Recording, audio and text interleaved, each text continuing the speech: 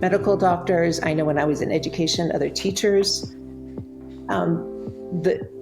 It's not really covered a lot. It's one of those subjects that it doesn't seem like it's covered a lot. A lot of the research is old. As I said, a lot of it's done on boys and often by men. And so more is coming out now, which is great. But that takes a while to filter. And even you being a professional, you know that by the time as a professional you get the research or the knowledge, it's already been a few years. And so there's just this lag to even get out into the general public. So I still have a friend from high school who still likes to remind me how mad she would get that I could write an essay like right before it was due and get an A. But I also know that there were other classes that, like calculus maybe, that I didn't care about, and getting me to do it was really, really hard. So if you have a student and, and often, their cognitive abilities are average or higher, and you're thinking you should be doing better than this, or that comparison, you do really well here, why can't you do this? And so sitting down and really looking at the differences in the two tasks and the interest level in the tasks. And I mean, it could be a different kind of learning disability, something to do with math, all kinds of things. But if you're really good at something, then instead of just getting mad at you for not being good at something else, maybe we kind of look at what's the push? Why are you so successful here? Because you have strength, you have skills. And what can we bolster here, or what just isn't important? And so it's multi-step tasks tend to be more. Yeah, multi-step tasks can be challenging.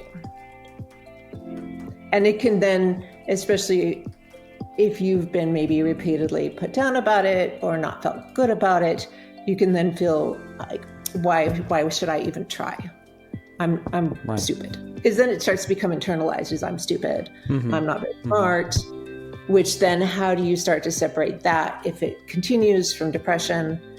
And you could also, depending on the client, begin to have conversations where they become much more aware of what their strengths are and what their needs are, and coaching them and role playing to be able to go up to somebody else, whether it's a parent or a teacher or a friend, and say, I struggle with this. I could use your help this way, or I could use your understanding for this. And that's hard. That's hard for anyone to do. So it takes some self-reflection and probably some real practicing. Sometimes I would do that with students. Let's role play you going up to the teacher, because the way you want to say it is just not going to fly. If I have something I know it's going to take a long time, the other day I have, as you might know, imagine many unread emails. And so I said, okay, I'm going to set a timer for 25 minutes and I'm going to go through emails for 25 minutes. I'm not going to be done, but I'm just going to do it. And then I'm going to stop, and then I'm going to take a break. So when you have a bigger task and you just want to do a chunk of it, it's good. It can also be good I need to fold these towels. I'm going to take one Pomodoro, I'm going to take 25 minutes, and I'm just going to fold the towels. Okay, it'll be done. If I have extra time at the end, I have 5 minutes, I have 5 minutes free. Another thing is a reverse Pomodoro, which is when you really, really don't want to do it. And so for 25 minutes, you do whatever you want. And for 5 minutes, you do the task. Because at least for 5 minutes, you're doing the task. And you may find that you can then actually do more.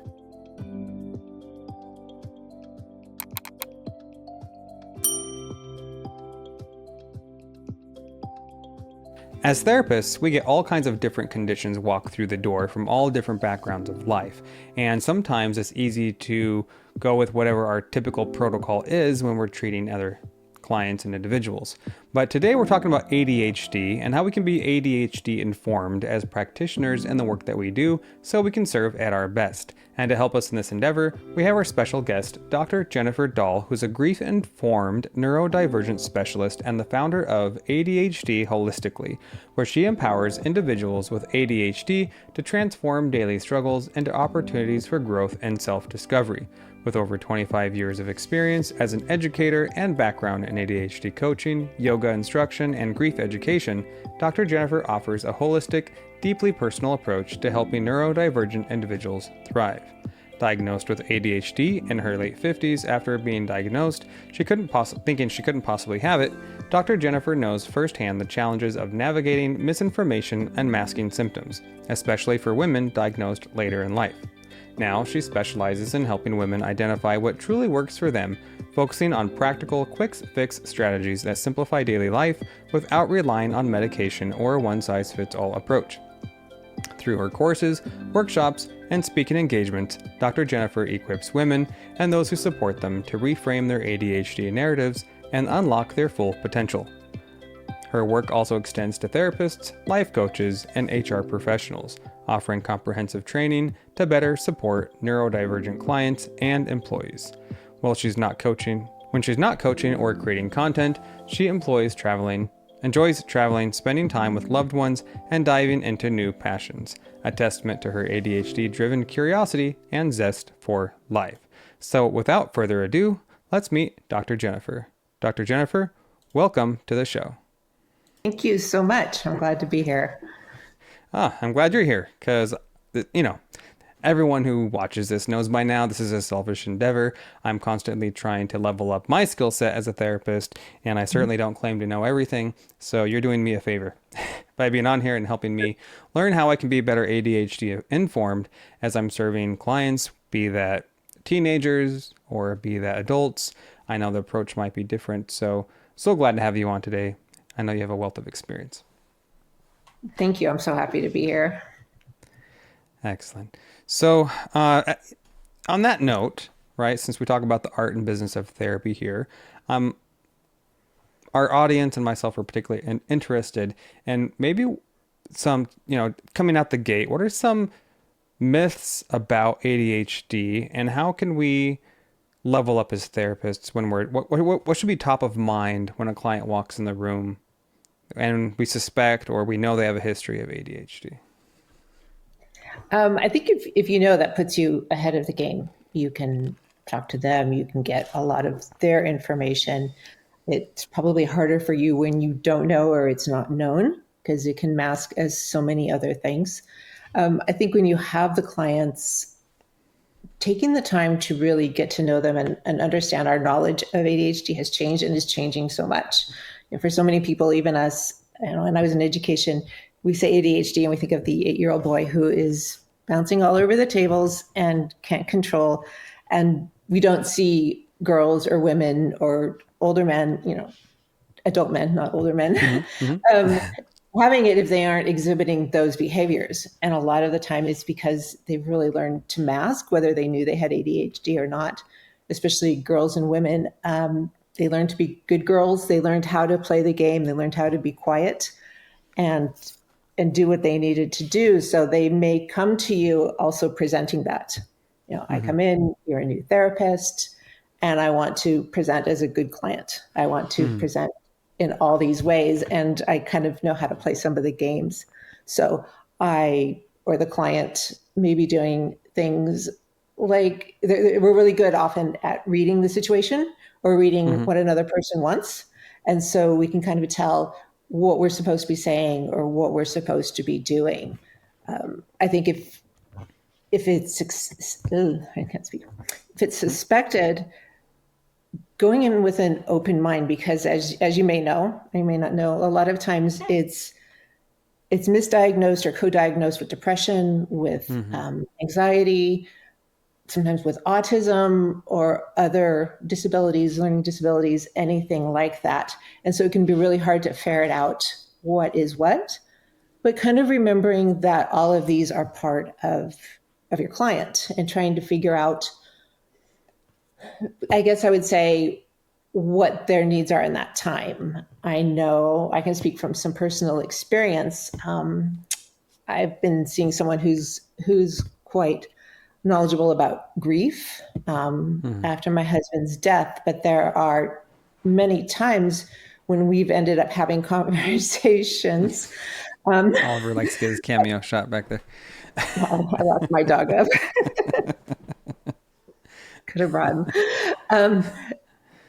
Trying to explain to her that while from a therapist point of view, and she's very knowledgeable and she knows about grief and she knows about suicide and all these things, saying just do this to me doesn't work, because with ADHD people, you may have to come about it in a different way, for understanding, for the executive function reasons, for all of that kind of thing. So I think that really going in with an open mind with your client, and trying to get some information from them. I would imagine that in your training, there was just a touch on ADHD. I know that I have found that with doctors, medical doctors. I know when I was in education, other teachers, the, it's not really covered a lot. It's one of those subjects that it doesn't seem like it's covered a lot. A lot of the research is old. As I said, a lot of it's done on boys and often by men. And so more is coming out now, which is great. But that takes a while to filter. And even you being a professional, that by the time as a professional you get the research or the knowledge, it's already been a few years. And so there's just this lag to even get out into the general public. Well, even ADHD is kind of a gray area, right? Because even when I was working in county mental health, I would have clients come and say, well, I think I have ADHD, but I want to be tested. I would find a lot of challenge in even finding testing as an adult, right? Not a lot of places will do the testing as an adult, let alone a lot of insurances will pay for it. So you get this kind of hot potato. You're referring to primary care. Primary care says, oh no, that's mental health. Punt it to mental health. Mental health is like, oh no, that's primary care. And the client's kind of caught in this hot potato. It's kind of what I've seen as far as getting tested. And then if I find a place that actually does the adult testing, I hold on to them and I pray that they don't, stop taking the insurance or whatever, because it's not so easy to find for adults. Yeah. And I know since the pandemic, it's gotten harder. And a lot of the assessments and a lot of things I've heard and seen and just talking to people, they want records from when you were young, which is fine if you're 15 or 23 something, but when you're maybe 57, the records, where are they? I have no idea. And what was seen as me, what did people in the 1970s see me doing that they could even understand, whereas somebody now might see and understand it differently. True. So that makes sense, because if you're in your 40s or 50s, there wasn't even as much awareness of what there ADHD wasn't awareness. was, Your right? parents probably did the best they could. And let's face it, there's a strong hereditary component to ADHD, which they may or may not want to be looking at personally. And so those parts of it are hard. One thing I saw, so I have a friend who was being, she's an adult my age, being tested for autism, and similar but not the same. And she had asked me, or the people she went through had asked me to fill out a survey about her. And I know as a teacher, I had to do it for kids, and you've probably done those things. And I told her a lot of these questions seem really odd. Like, they seem appropriate for asking if you're asking about a child, but you are an adult, you are married, you have 3 kids, you have had a job, you're functioning. And so you know how to play some of the roles. So I felt like some of my answers and some of the questions were just not right for adults, for if you're looking at adults. I don't know if you found that. Going out and looking at an adult, do you have autism? Do you have ADHD? Do you have some sort of neurodivergence? When, if you are successful and you have lived this life, you're supposed to be taking a shower every day. It's one of the things they talk about with autism, or how to go in and hold eye contact, because that's what you're supposed to do. And no matter how uncomfortable it might make you feel. So I think that to some degree you learn how to mask it, right? To play along, play the game. Yes. Very much. And so I think a lot of those ways make it hard. And I would think that it's been maybe about 6 or 7 years since I taught. I had left the classroom and I was doing some district work. But when I taught high school, I did assessments. And I just think that teens and adults are so different. And then when you look at what we know about the teens, what we know about ADHD, what we know about all of that now that we can help, if you're working with teens, I know you're working in the school, is different than working with adults. I think that, I mean, it may be that way in many kinds of medicine, but it really seems like just the lack of knowledge and the difference. I think that it makes a big difference. Yeah, absolutely. And it's interesting having worked with adults for so long and then working with teens, you're kind of like, you can kind of think, oh, this is kind of where it started, or this is some Mm-hmm. things that could easily be missed in their teens, and this is why they don't get diagnosed, oftentimes till Mm-hmm. adulthood. Or they, what's that saying in schools where secondary behaviors, right? Where teachers will oftentimes address the behavior, but it's a symptom, it's not the actual cause. And so it Right. can cause somebody with ADHD to do even more masking, right? And Mm-hmm. like, well, okay, so Mm-hmm. they used to act out, but now they're withdrawn and sullen because they're trying to Mm-hmm. appease the teacher, like you said, or whatever. But it doesn't mean that the problem went away. Now they're just struggling quietly, right? Yeah. Yeah. Yeah. And I Yeah. think that with sometimes with boys, there's the idea that boys will be boys and boys can be rambunctious, boys can not be paying attention, boys can do impulsive things, and it's a little bit more accepted. Whereas sometimes with girls, if they do it, it's more a personality issue, not a personality Mm. disorder, but it's like, oh, well, you're lazy or you're impulsive or you do that sort of thing. And I think that often society looks at it differently when girls are doing that. So that's another hard thing, just the lens that we want to look at. I appreciate that. Yeah. So kind of depending on whether we're looking at teens or looking at adults, kind of changes Yeah. what we're looking for, right? And how that shows up.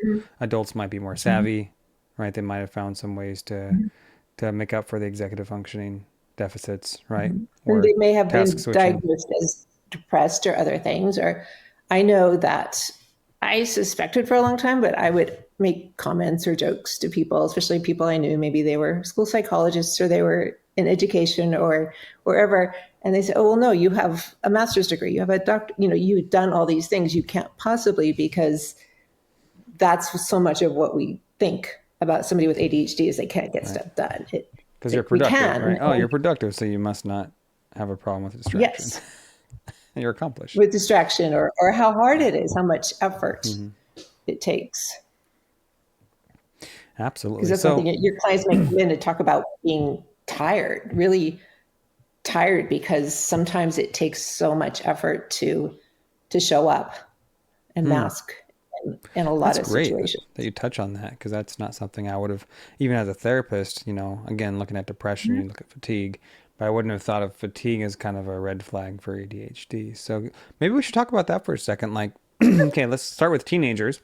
If we're looking at teenagers, maybe what are some red flags or warning signs that we should be flagging so that we don't mistake it for anxiety or depression, do you think? Like what should we be looking for?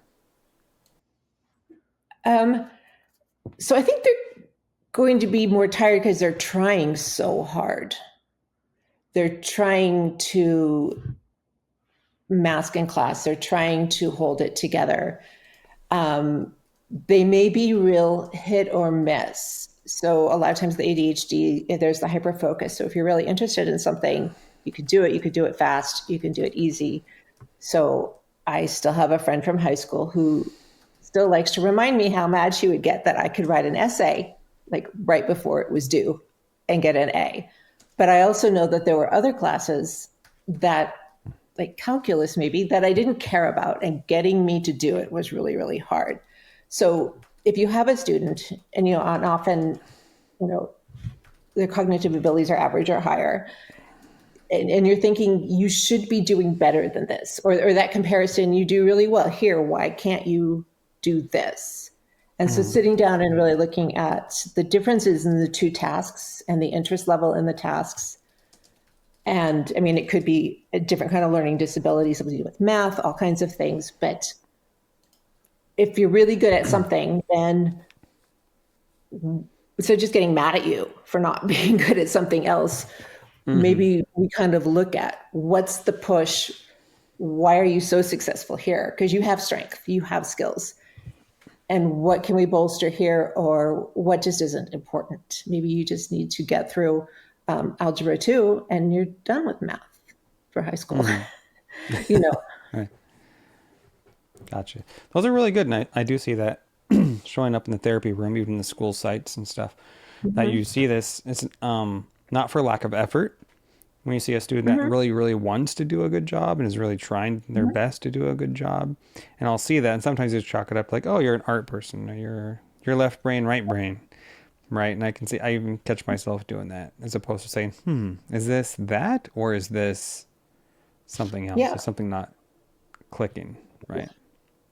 Yeah. And parents or other people, even when you're an adult, other people in your life may be frustrated. Well, why don't you just do this?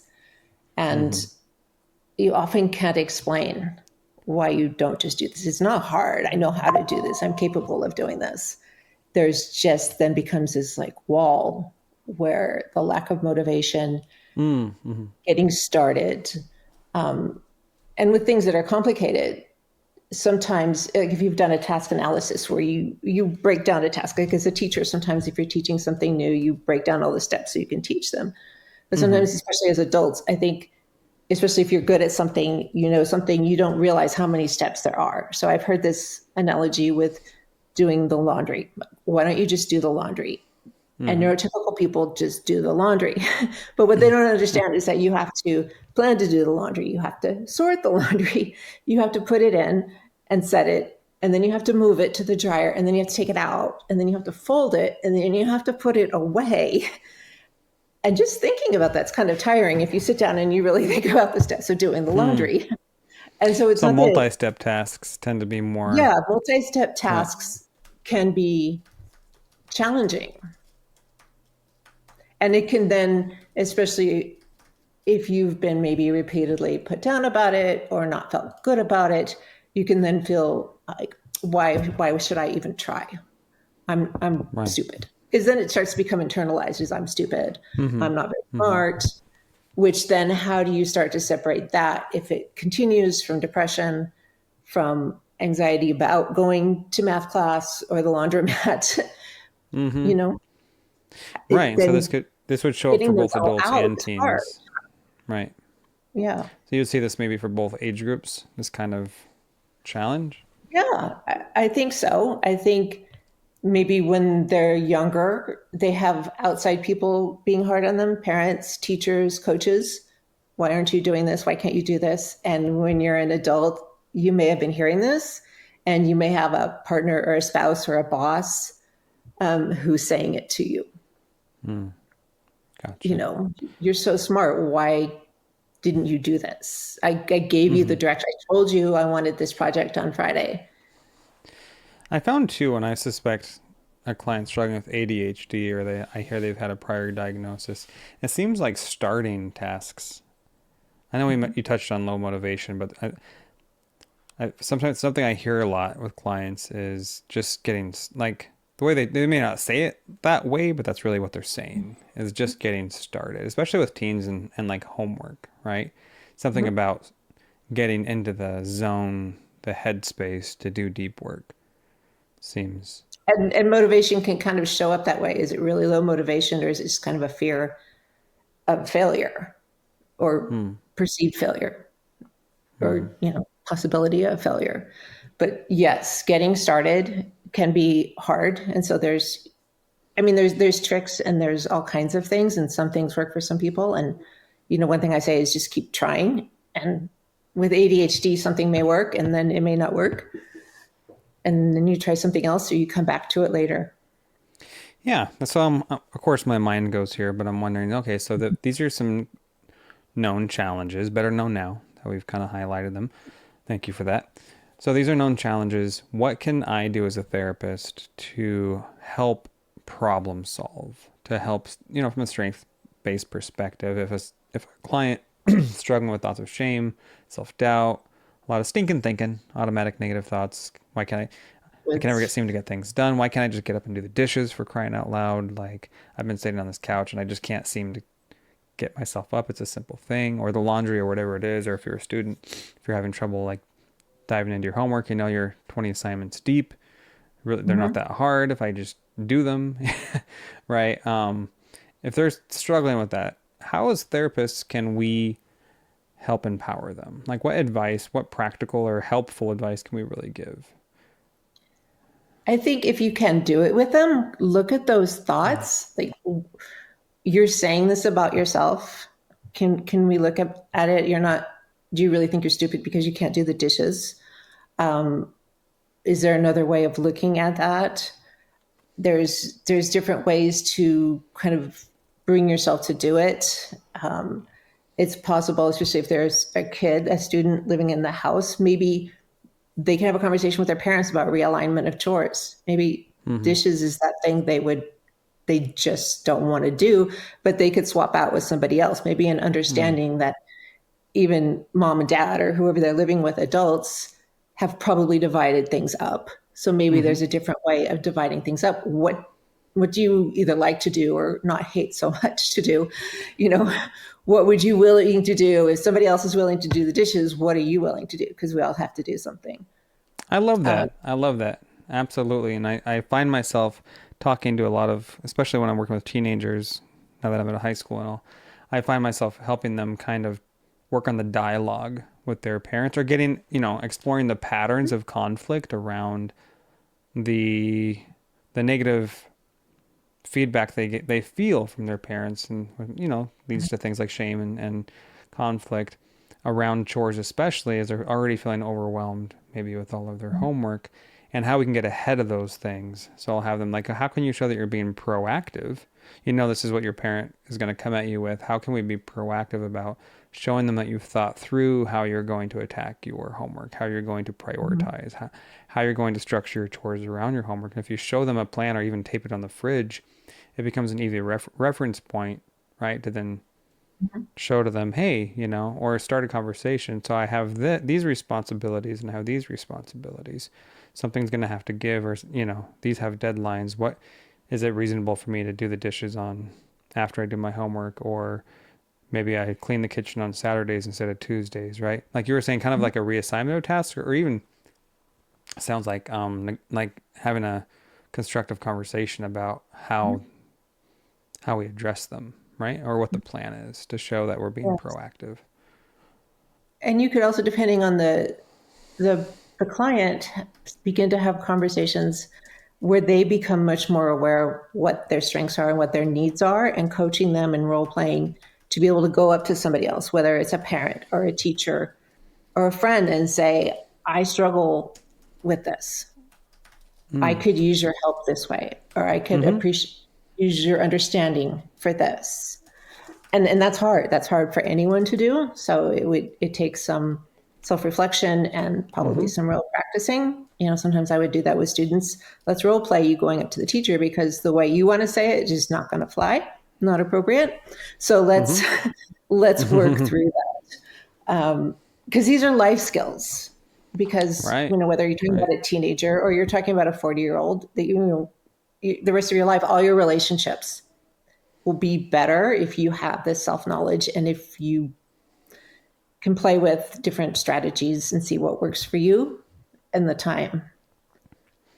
Yeah, and that's what we call it, the art of therapy, right? Because it is very much trying to find a foothold, right, on how we can the we understand the unique challenges that somebody's dealing with, be that depression or anxiety, or in this case ADHD. Once we know what we're looking at, right, then we can start to strategize, like experiments. Right? There's no guarantees, but we can try this, try that, try DSD, right? Do something different. Yeah. And it's all a spectrum, and we're all different. And just because your sister-in-law or your nephew or whoever has ADHD and does this and it works, doesn't mean it's going to work for somebody else. Or if I'm comparing myself to somebody else, well, they do this and I can't do it. We're all different. That's why there's a spectrum, and just more of that understanding and trying, not being afraid to try, not being afraid to fail, looking at it as an experiment. That's something that I've been working on more lately, is let's try an experiment. Let's see. It takes some of that pressure off, some of that negative self-talk. One strategy you were talking about, like getting things done and the chores and the homework and everything, is, do you know about the Pomodoro method? Have you heard of this? I love that, but maybe our audience isn't familiar, so maybe you can share. It's one of my favorite So it means recommendations. tomato. So in essence, it's this theory that you work for a set of time, say 25 minutes is common, and then you take a 5-minute break. And I like it for so many reasons and in so many different ways. For ADHD, it gets me started because you can probably do anything for 25 minutes. It makes me take a break because that's another thing with people with ADHD, especially if you're hyper focusing on something, 3-4 hours have gone by and you haven't eaten and you haven't drunk any water and you haven't moved your body. So you get a little break. I will use it in different ways. One way is if I have something I know it's going to take a long time. The other day, I have, as you might know, imagine many unread emails. And so I said, okay, I'm going to set a timer for 25 minutes and I'm going to go through emails for 25 minutes. I'm not going to be done, but I'm just going to do it. And then I'm going to stop and then I'm going to take a break. So when you have a bigger task and you just want to do a chunk of it, it's good. It can also be good I need to fold these towels. I'm going to take one Pomodoro, I'm going to take 25 minutes, and I'm just going to fold the towels. Okay? It'll be done. If I have extra time at the end, I have 5 minutes, I have 5 minutes free. Another thing is a reverse Pomodoro, which is when you really, really don't want to do it. And so for 25 minutes, you do whatever you want. And for 5 minutes, you do the task. Because like at least for 5 minutes, you're doing the task. And you may find that you can then actually do more. But when you just cannot do it, but you have to, sometimes starting off with 5 minutes is enough to get you started. Absolutely. So Yeah. I have friends and I'll text them or we'll Zoom. Zoom is great for that because you don't have to be anywhere near the people and we body double that way. It's another thing we can talk about. I love it. I'll be like, or we'll just in the morning, I need to Pomo and I'll make a list of 5 things. And we know what we're talking about and we hold each other accountable because it's this finite amount of time and you're just doing it. And then you get a break. And then after like 2, I take a longer break. That's great. I love that. The Pomodoro and the reverse Pomodoro. Yeah. When you I like them both. Right. fold towels for 5 minutes, that's all you have to do. Right.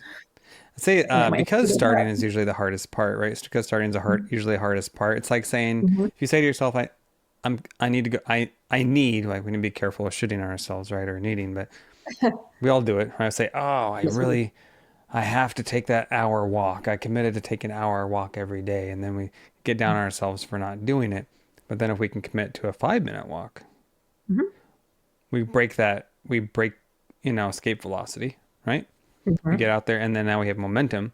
And then what typically happens? Our body in motion stays in motion, right? Inertia kicks in. And so then we're most likely going to go. And then if we feel like we want to do, 30 minutes, stop, that's fine. But I think because starting is always the hardest part, like you said, it's important to find out what systems work for us and play these kind of head games with ourselves so that we're not looking at, like you said, as like a 10-step process. It's a 1-step process. It's get out the door. Yeah. It's, fold one towel. And making it really specific. Now, I'm going to clean this whole desk in 25 minutes. I'm going to go through these papers in 25 minutes. Right. Specificity. Absolutely. Exactly. I think it's the same idea as, I don't know where this came from. You probably heard, like, how do you eat an elephant? Right. One bite at a time. Yep. So I think it's the same concept, right? I don't know where that ever came from. Yeah. Not that I but ADHD will be there. I hate elephant. Don't get that thing near me. Right. Or like, I'm just diving in and doing the whole thing. Right. Right. But obsess on what's not getting done. Yeah. But good skills. I also like the time blocking method. Similar. Like if you have a student who's got obviously 7 subjects, or as an adult, if we have like 20 things on our to-do list, dedicating a set amount of time per task and then switching to the next, whether we finish it or not. Right. Yeah. So okay. Didn't get that. Things can take as long as we let them. I know that. Sure. Yes. That's Parkinson's law. Yes. Was that tasks expand to the amount of time that we give them? Yes. With due dates, something about a sense of urgency and due dates. Yeah. Yes. Well, ADHD, I found I have to have a real true deadline, and it will get done. But if it's a vague kind of deadline, I just blow through it. Yeah. I know when I'm lying. Right? Yeah. I'm a procrastinator at heart. People say, "Why are you so productive?" I'm like, You because get it done, I'm right? a procrastinator and I know better. Because if I give myself a second to talk myself out of it, then it's not going to happen. I just keep my head down and plow through. Yeah. Yeah. So, yeah. Good. Really good tips. Really good tips. Any other strategies you think we could employ when it comes to helping those with ADHD? I like body doubling a lot. Whether you Mm-hmm. teach your clients to do it, there's other ways to. That's one of the reasons I like going into my workspace. And I have a Mm-hmm. friend, one friend, other people too, that we do it on Zoom. Zoom makes it so much easier. And that's sort of like the idea of with little kids, parallel play, where you're both Hmm. sitting there doing something together. So body doubling, you both, two people go in and you're working on something separately but together. So in the cases I have, I'm in a part of a writing group and we do it. It has nothing to do with ADHD, although it probably does. Um, but it's like, so you start off with kind of a 5 minute, hey, how are you? This is what I'm working on today. And I Uh-huh. find the most successful body doublings are then including the Pomodoro. So 25 minutes, we're going to set a timer for 25 minutes. I'm working on this, you're working on that. We shut up. If we're on Zoom, we mute. If you're sitting in the same room, you just don't talk to each other. You do it. Timer goes off. You have 5 minutes to get up, go to the bathroom, move around, tell a joke, and then you do it again. So your mind thinks, oh, it's work time. So Mm-hmm. it's kind of Mm-hmm. like when you're in a classroom, your mind, if you've had good experiences, is more likely to think we're working. If you go into an Mm-hmm. office, if I go to my workspace, Mm-hmm. my mind says, oh, it's work time. I think that's Yeah, one I of the find I problems find it's during very hard to do any deep work in my pajamas. or taking your shoes off. That's an Right. ADHD trick. Don't take your shoes off if you have stuff Right. to do. I know. So as my You tennis shoes laugh. on, I'm good. My tennis shoes are on, I'm good. Like, Yeah. yeah, I don't know what it is, but The shoes go off. It's a signal to the yeah, brain you are done. maybe that's it. I love the So, body doubling thing. 'Cause I hear that a lot, especially with mhm. teenagers, is that, hey, if you can do it, or even adults, when I was working at the adult clinic, simple things like making a call for their doctor to schedule an appointment, like session after session, like especially the ones I know struggle with ADHD, like it wouldn't happen. Did you get no? Did you every session? Did you follow up? No. I'm sorry. Like they're almost like ashamed. I'm like, I'm in like, well, I'm a right now kind of therapist, so we're gonna call together, and they really appreciate that. It's like, do it Yeah. with me, or even if I'm just there and they do the call. There's something about having that. I Mhm. don't even think it's about accountability as much as it is It's kind of support, company. support. Yeah. I don't want to Yeah, pay my because bills. You don't want to pay your bills. Let's just go on the Zoom or right. go to a coffee shop together and let's just Yeah, do the stupid bills. but I find that's very effective. But I've never heard the term body doubling, so I'm going to use that. Thank you very much. I think some people call it co-working, but in Yeah. maybe the ADHD community, it's more body doubling. Mm-hmm. And it's just like Mm-hmm. parallel play, just like with, your little kids. Yeah, I like it. I like it. Sorry, Yeah. you're going to say something before I interrupted you. Oh, I have no idea. ADHD. That's funny. I'd be Um, in meetings and people would say, oh, what you said, that was great. Can you repeat that? Yeah, absolutely not. not. You got to be taking notes. That's funny. That's very funny. So you started off in education, Mhm. right? I know you have a Yes, doctor in I ed. did. I taught special education and general education. I worked a lot in high school. High school was my favorite. I've also taught some elementary and some middle school. I really loved my high schoolers. I just liked seeing them grow and work with them. I taught a lot of what we used to call resource classes, English, resource specialist, and Mm-hmm. resource Mm-hmm. lab, which was kind of a period of body doubling in a way. Mm-hmm. And so I worked with so many of those students. And as time went on and we had the pandemic and things like that, I just started to feel more like I wanted to be able to work outside of it and work with other things.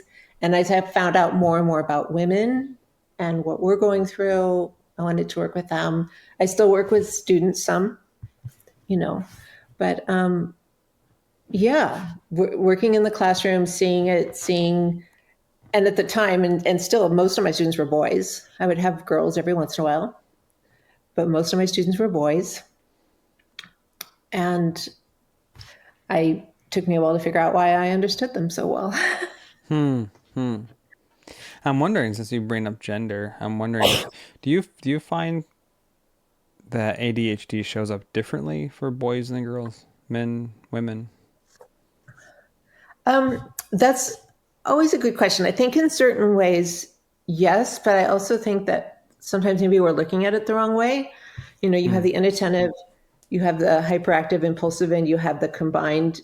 And it may be that more girls are either inattentive or are kind of masked down into the inattentive, and more Mm-hmm. boys are given that outward ability to be more impulsive and hyperactive outside of their brain. Mm-hmm. And so I don't know how much of it is boy girl and how much of it is societal boy girl.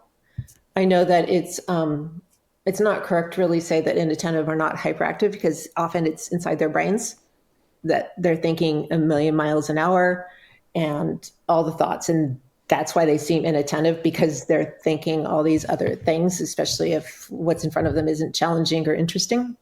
Mm-hmm. Like we were talking about before, I think so much of it is still the past research and the past way of looking at things, and even with doctors and teachers and parents and society, and the grandparents say this. The the knowledge about ADHD, I think, is stuck.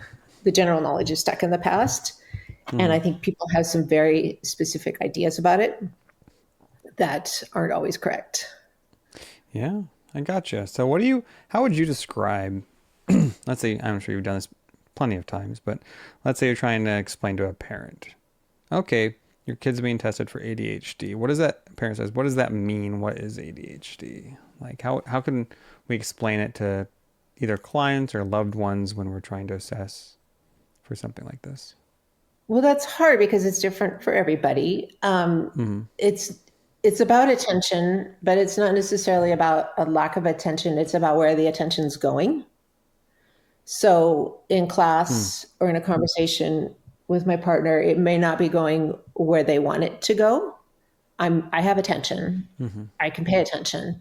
It's just where you are paying attention. And so then if I'm talking to a parent about their child, it's wanting to figure out, are they having issues with this and is it impacting them in their school? And if it is, what kind of strategies? Because you want them to learn, you want them to grow up and be able Mm-hmm. to manage it. Is it impacting in social situations? What kinds?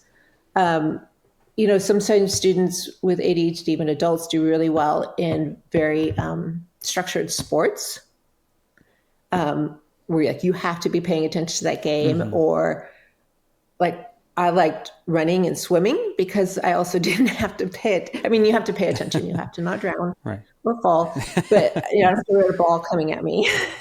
Right. Right. So I think it's about looking at where the attention is strong and where it needs a little bit of support, and how impactful that is, and how to best help the student learn and go through school and then learn to become a happy, useful adult. Mm-hmm. Just non-productive. Like we have to be productive, but just live their lives. Yeah, yeah, maybe not be too tripped up by the challenges, right? So I love what you said about Right. like the whole attention thing. Like it's the difference between being in the activities and rooms and having demands that require like switching of attention versus having the ability to hyper focus your attention, right? Hmm. And so it kind of sounds like those with ADHD would do better to be intentional about the commitments they make and strategic in a way where they're in a position to then show their strengths, not their weaknesses, Hmm. right? Yes. So they can And hyper and focus on a thing, interrupting on something, and somebody, feel a sense of mastery, right? yeah. So if they're working and they're interrupted, some people can immediately just get back to what they were doing. But I know, and I know other people know, like if you're interrupted, it's like restarting almost, Mm-hmm. a hard stop. Yeah, And they're so warming the engine getting back back up. into Yeah, what you're doing is starting over. And we talked about beginning a task, how that can be hard. gotcha. That's important. So remove all your distractions. Go hide in a cave in a closet somewhere. do your work, or you won't be Yeah. bothered, right? Do Yeah. what you got to do, you know? Yeah. Some people Yeah. like music. If it involves any actual thinking, I can't have music, especially with words, because then I'm Mm-hmm. listening to music. But I know that there are people Yeah. who love Mm-hmm. that. That really helps. Yeah. I prefer lo-fi. I Yeah. found that's my thing. When I have deep work to do, lo-fi music, no words, just lo-fi. For anyone Hmm. listening who's into lo-fi, check out Lo-Fi Girl on Yes. Apple Music. That's my go-to. Yes. Yes. It works. Yes. Not Taylor Swift when you're working, Right? No, no. because I find that very distracting. Yeah, because I'll be listening to all the words. It doesn't work. yeah. Yeah, I find that very hard too. If I'm listening to somebody and there's anything else going on, I just, yeah. So, Yes. And so that's for your clients or your children or your partner or mm-hmm, whatever. It can be really hard out in the outside world. There's other things going on, and they are trying to listen to you. They are trying, but so then it's that attention. Where is the attention going? And there's so many things, and then trying to keep that all in is also tiring. So that then, mm-hmm, especially if you're looking at a kid who's younger who can't express this, then why are they so cranky and tired mm-hmm, after this event? It's like, mm-hmm. well, they just had to work really hard to keep it together and to focus on you or whatever was happening. So Yeah, they're tired. that makes sense. One last thought since we're talking about Yeah.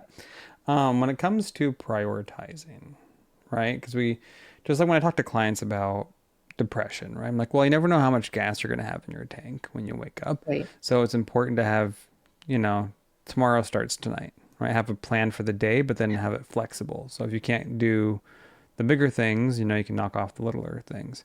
What would you recommend as far as task prioritization to someone with ADHD? Because you read all the self-help books and you've heard the term eat the frog, right?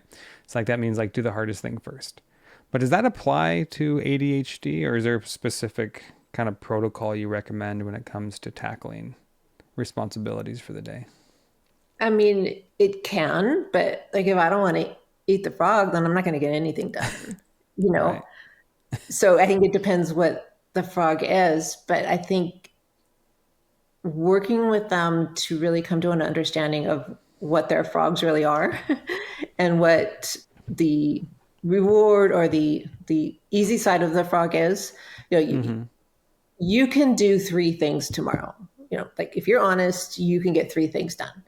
What are Mm-hmm. the three things that need to be done? Okay. Knowing how when you have energy, when you don't have energy, what do you want to do first? What do you think would be best?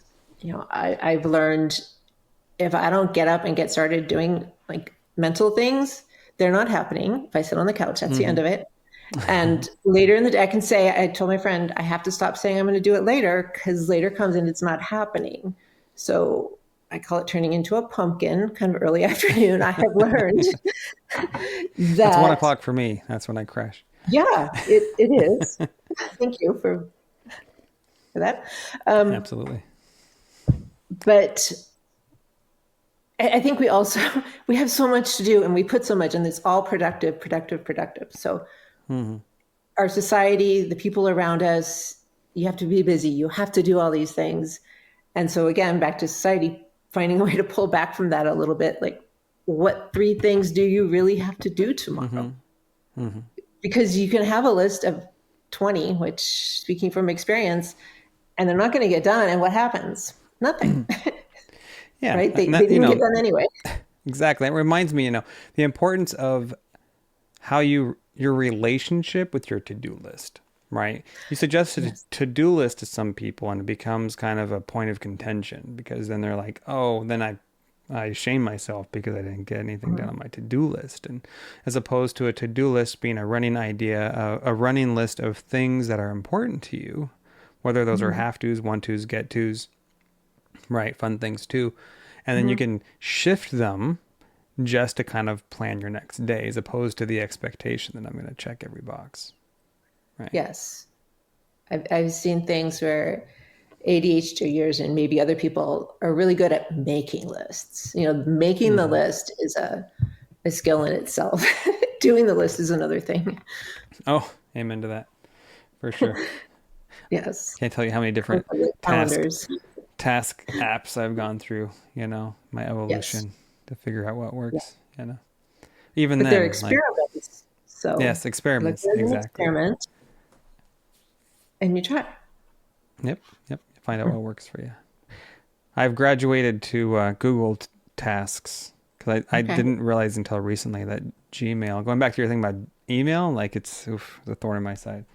But I found out there's a little plus button at the top of your toolbar. You can add it to Google Tasks, and then the task app on your phone, you can just shift, because I have like 5 Gmail accounts, right? Yeah. And I have like emails flowing through each of them. And if I look at just my app on my phone, I see them all. It's very overwhelming. And then, you know what I mean? Mm-hmm. But with the tasking, at least as I'm thumbing through them, I can add it to my task list, and then I'll know it's there. See, That's before interesting. I started off using Evernote, and then it was Todoist, and then it was Asana, and then it was Google Keep, and now I've graduated to Google Tasks, which I think is a keeper. I even had like a little Okay. steno, I'll have like to a try note, that. like those little notepads. Yeah, Yeah. for Yep. a while I was carrying Post-its around, that but I then lose. Yes. Yes. there you go. Absolutely. Yeah. But yes, I think that's the take home. So be okay with experimenting, right? Nothing's Yes. set in That's the stone. thing. Nothing's gonna break. We just try it on, see how it fits, Yeah. right? And Good. and at least as an adult, I usually know what actually like if that bill is due today, like I know. Yes. If I absolutely have to pick my daughter up, I know. Right. There's a consequence if I don't. Yes. A deep felt consequence. Yes. Yes. So And I then love they the give you work a you're charge. doing. Yeah. Thank you so much, Dr. Jennifer. For those Sure. who are looking to find out, how to get into touch with the work you're doing, this is your website and That's my business, website. Yes. ADHD ADHD. Holistically. Right. I'm also on Instagram and Threads, and I've started doing a little bit on Substack. I'm really interested in writing there. I'm Oh, working on cool. both a larger book and then some smaller books, some tiny books, just to get hints and ideas out in a fun way. I think that we sometimes we do better with smaller little chunks. One of the things Yes. I'm working more with coaching is, we can sign up for a year-long course or a year-long 6-month this or that, and that just gets really kind of long. We're much more solution focused, and let's pick a problem, something you want to work on, and let's work on that, Mm, and I then like that. something else. I love it. So Yeah. monotasking, mono goals, right? I like Yeah. it. I like it. And then, so this is your Instagram, ADHD.holistically. We've got your threads. Same thing, ADHD.holistically. Got your Facebook. Same Yeah. thing, ADHD Holistically. And your LinkedIn, which is your name. Yes. Jennifer Dall, Dall, Yes. Doctor of Some Education. of them I'm much more on than others. I just sent you a request. Oh, perfect. Yeah. I think. And thank you Yeah. for wanting to share this information. There's just so much more that we can all learn and know about it, like so many things. Oh yeah, absolutely. Thank you for being on and adding to the toolbox for our audience, of Yeah. the tools we can use as clinicians to help serve at our best. Yeah. And And it's people can nice to always have email another me and fellow ask me. warrior in the helping services here in the LA area. So thank you. Yes. You're now my Yes. second local ADHD expert. All right. So I All appreciate right. that. So you're always welcome back on. If you want to share anything you're Oh, working on, just tap my shoulder, perfect. we Okay. can have a chat. Great. And then Thank if you. This was really anybody's, who's still watching at this point in the video, props to you. You're a super fan. And then also, if you have any questions, you would like to reach out to Dr. Jennifer, just drop it in the comments here on YouTube and I'll be sure to tag her. Yeah. All right. Sounds definitely. good. All right. Thank you. Well, until next time, keep making good things happen, everybody, and keep thriving and do your best to serve. Bye-bye.